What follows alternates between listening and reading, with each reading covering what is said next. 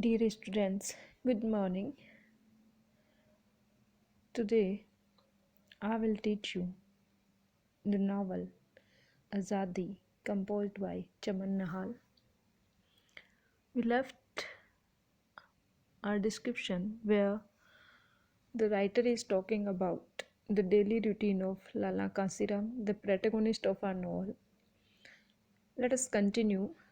But the very same abuse could be used in praise too. The Ganges water called meant positively. The speaker was in a state of bliss over it. So it is very common in India to use slang in conversation while for good or while for bad. Who indeed would dare abuse Mother Ganges? Was not that a novelty, though? Could you think of any other language in the world where you might try that kind of a poetic experiment? All right. Hindi is my language, if you say so. So we are looking that Lala Kansiram is a cosmopolitan because being a Hindu, he knows how to speak Hindi and his education is in Urdu and he likes English language also and he being an Arya Samaji, he thinks that I should also learn Sanskrit. So he is a cosmopolitan and he is a multilingual personality. But it is a senile drivel compared to Punjabi, if you ask me. Even Urdu comes nowhere near the vigor and plasticity of Punjabi. You are too damned concerned with nafashat, with gentility, to be able to say anything effective. But Hindi, my God, Hindi was a joke.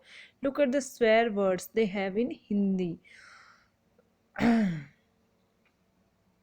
Dust, Murk, Papi, Atyachari. These are the words for villains in Hindi. So he thinks that this is not good. You call those swear words so soft, so weak, so important. And what is a language if you cannot have a manly explosion in it to your entire satisfaction? But he also thinks that it satisfies our needs. That's how Lala Kasiram reasoned with himself when he was compelled again and again to state his mother tongue as Hindi. Being a Hindu, his mother tongue is Hindi and he has to speak positively uh, for Hindi, in favor of Hindi. He said quietly on such occasions he used these slangs. Those who stood next to him in the victory parade that day had the impression he used the obscenity not for the Germans but for the British. They also had the impression he had it in admiration, for he was smiling when he raised his eyes to the British superintendent of the police who had passed by on a bay stallion, and he placed his stress on the first word of the views, thus showing his praise for these, that is, the British. And that precisely was what he was saying to himself, and he watched the Tommies march through the street, their tanks rolling ahead of them. They are a nation which cannot be easily beaten, he thought. So the story is running in flashback technique, and Lala Kasiram is reminding of his days on Victory Parade.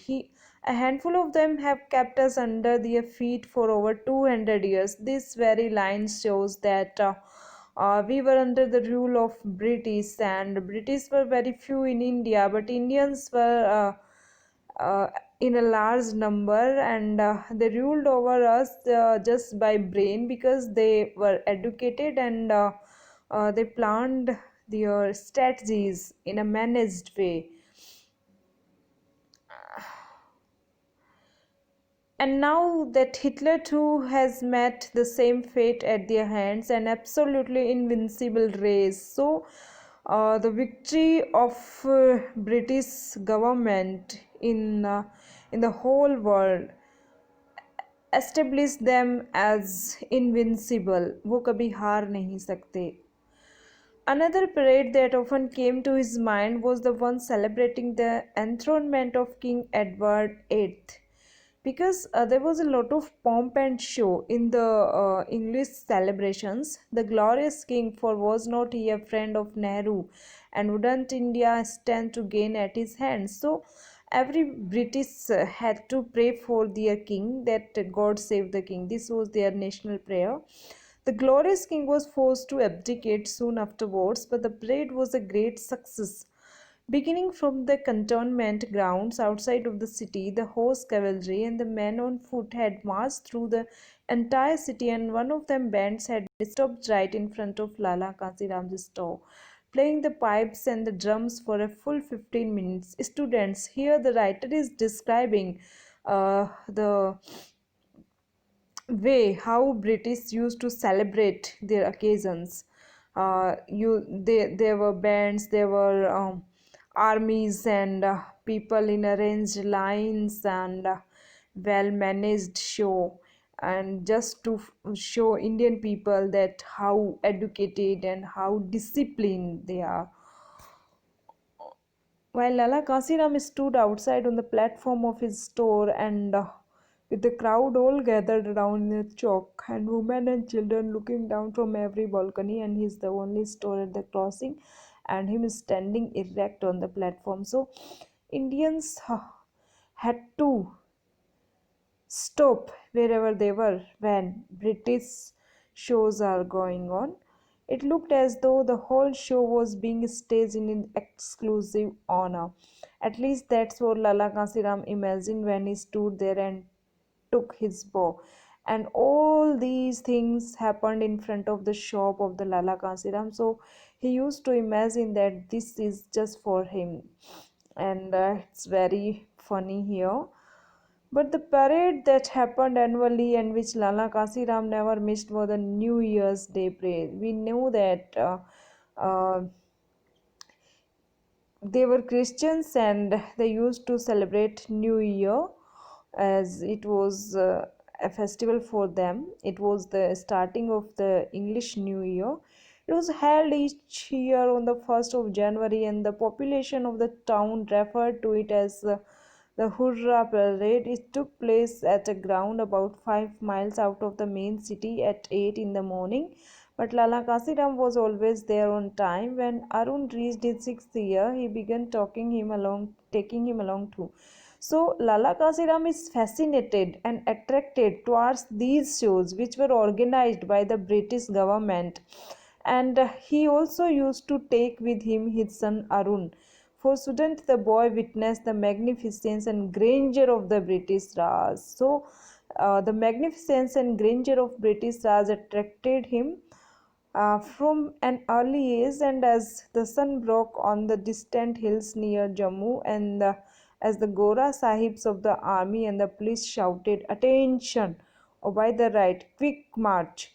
Lala Kasiram explained to the sleepy child how every word of command being used there had been approved personally by His Majesty himself. So he used to educate his son the manners in which the British used to parade, sitting bolt upright 5,000 miles away in London on the peacock throne and wearing the Kohinoor diamond. It is said that the British king uh, keeps Kohinoor diamond in his crown, and he used to sit on peacock throne.